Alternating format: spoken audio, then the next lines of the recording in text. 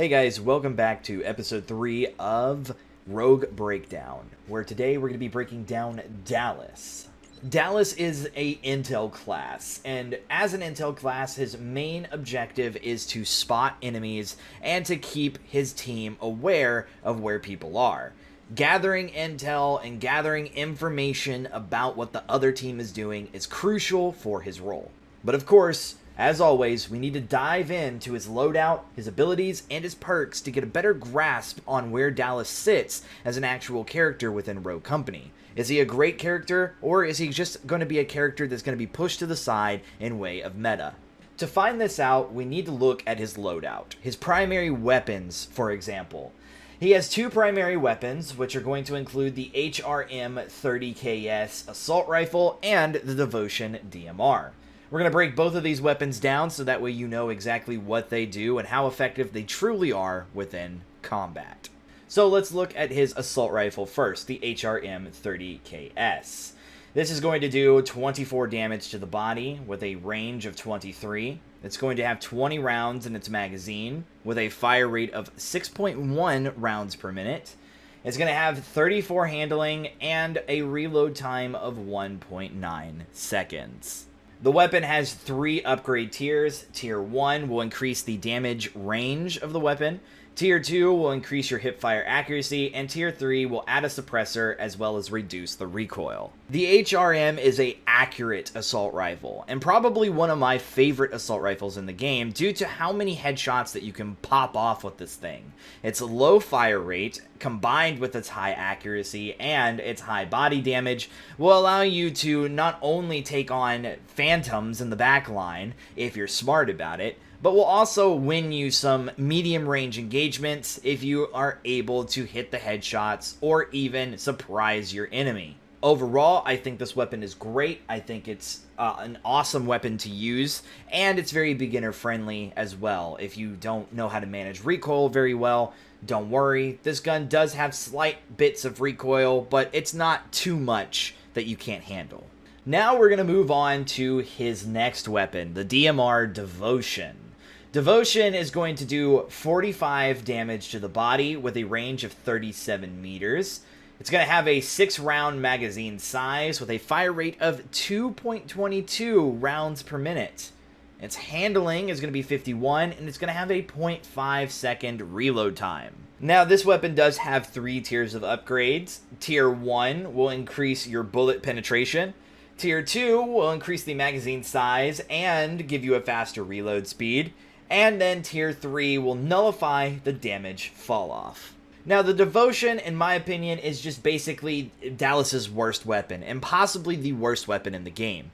I hardly see this weapon being used in any type of gameplay for Dallas at all. Anybody that I've seen that runs a Dallas runs his AR, and for good reason. His assault rifle just is much more versatile and is more useful in different situations than Devotion. Devotion's not really great at a close to medium range style combat because you'll just get outgunned by many of the people who are using ARs or submachine guns.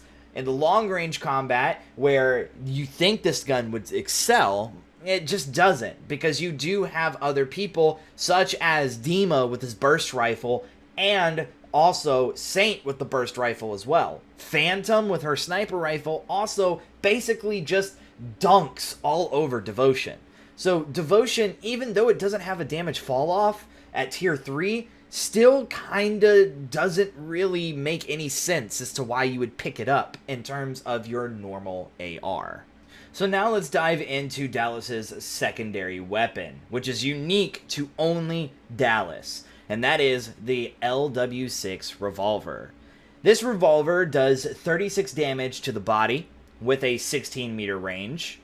It also has 6 rounds in its magazine with a fire rate of 2.8 rounds per minute. Its handling is 47, and its reload time is 1.6 seconds. This secondary is going to only have 2 upgrades, in which Tier 1 will increase the damage range of the weapon, and Tier 2 will increase the hipfire accuracy and reduce the recoil. This weapon is not just only cool, but it's also super effective. It's going to be able to 3-tap somebody into their down state, or even 2-tap somebody if you get 2 headshots. This is an insanely powerful secondary that is only unique to Dallas. Only Dallas has this one, and to be honest, it's just amazing. It really is amazing. I just can't say much more about it. It's just one of the best secondaries in the game, and could possibly compete to be one of the best weapons in the game if a lot of people know how to use this correctly. Headshot machine, 2-tap downs. I mean, what more could you ask for from a weapon like this? The only downfalls I see with this weapon are simply the fact that it only has 6 rounds, being a revolver, and its lower fire rate does mean that you could get outgunned by some higher fire rate, more accurate type people. So now looking at his throwing axe melee weapon, it's going to do 40 damage to the body, and when you throw the weapon, it's going to do 100 damage, meaning that you are going to one-shot somebody if you hit them while throwing this weapon. Its swing rate is going to be 2.2 swings per second. Pretty standard amongst all melee weapons. On top of this, it does have 2 upgrades. Tier 1 will increase your throw speed, and Tier 2 will increase the throw damage. So there isn't much to say on the throwing axe, since most of the melee weapons in this game are relatively the same. It is a throwing weapon. You are going to get more damage out of it if you do throw it, rather than using it as just a standard melee weapon, which is going to be a 3-swing kill. Usually, though, many people are going to try to throw this weapon to get the one-shot kill, so it is kind of like that one-use weapon to where you have it in your inventory, you're going to toss it to see if you can get the one off, and if you don't, well, then you just swap over to your actual weapons and start using those. Now we're going to move over to Dallas's gadgets. He has 2 gadgets, the EMP grenade and the incendiary grenade. Both of these are good grenades for basically disrupting enemies in their positioning. Starting off with the EMP grenade is going to damage equipment and prevent targets from using their abilities and gadgets for a short duration. This grenade also has 2 upgrades that you need to be aware of. Tier 1 will increase the EMP duration, and then Tier 2 will increase your grenade count by 1. So the EMP grenade is a great utility grenade. It denies people from using their abilities and denies people from using their gadgets, which means no grenade throws, no anvil walls, no Vi poison traps, alright, nothing. You can't use any of that stuff when you're under the effect of an EMP.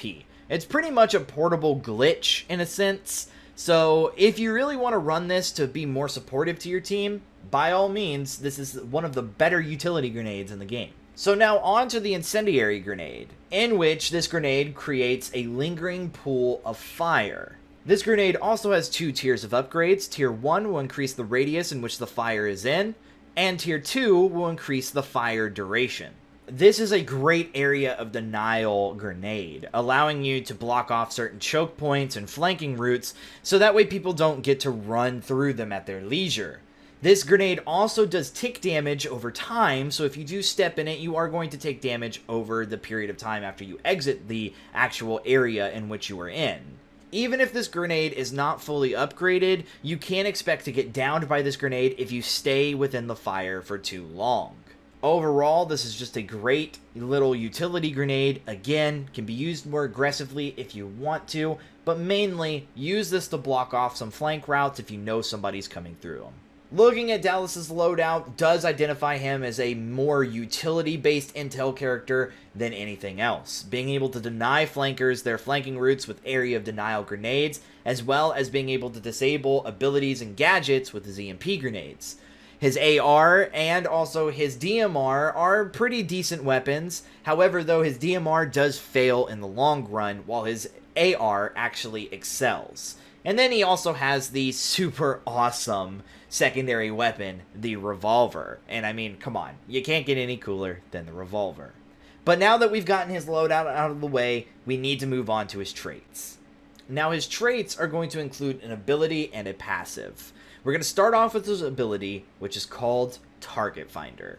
Target Finder is going to reveal the closest enemy to him for a short duration. This is great for trying to find anybody who is rushing the objective to get that quick cap off, or anybody who might be flanking at the same time you are while you're collecting intel. Allowing your team to understand where the closest player is to the actual team or to Dallas is going to be helpful. However, though, I will say that this ability is kind of lackluster in the fact that it only reveals one enemy rather than all enemies. But again, his passive is going to kind of explain why that is.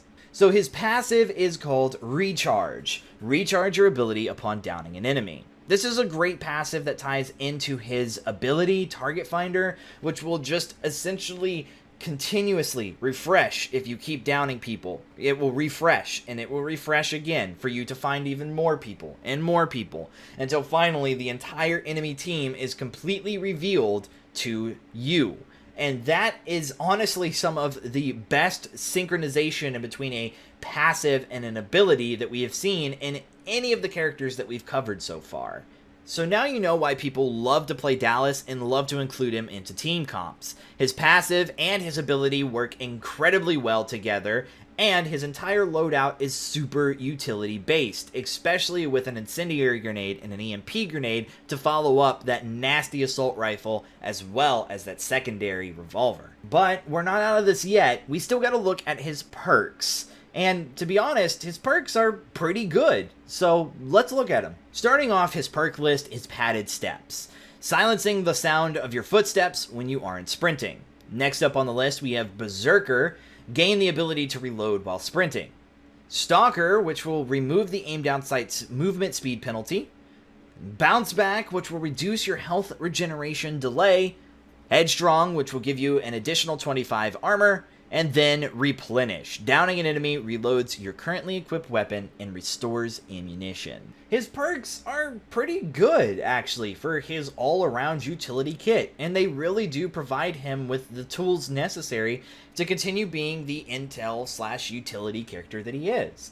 He's just really well-rounded, and I feel as if Dallas is going to be that character that a lot of new players are going to revolve around, simply because his entire kit is just so easy to understand and so self-explanatory. So Dallas is a well-rounded intel utility character, being able to go into paths and highlight enemies for his allies, as well as take care of the flankers, recharge his ability, and continuously mark enemies for his team. This is very, very, very good in a game like this, and to where knowing where the enemy is, especially in a third-person shooter, is incredibly important. This is basically why Dallas is a surefire pick for many people inside of their team comp. With all this said, Dallas should be heavily considered in your team comp, because he's not only an intel character who will provide you with locations of enemies, but he's also very utility-based, which will allow him to deny the enemies their abilities to do many of things, like throw gadgets, and also use their abilities. Now, ladies and gentlemen, if you've enjoyed today's Rogue Breakdown, and if you like the videos that I make, go ahead and drop a like on this video, and go ahead and subscribe, as well as hit that bell icon, so that way you can get notifications of whenever a new Rogue Breakdown video drops, or any type of Rogue Company content drops on this channel. With all of that, I'll see you guys in the next one.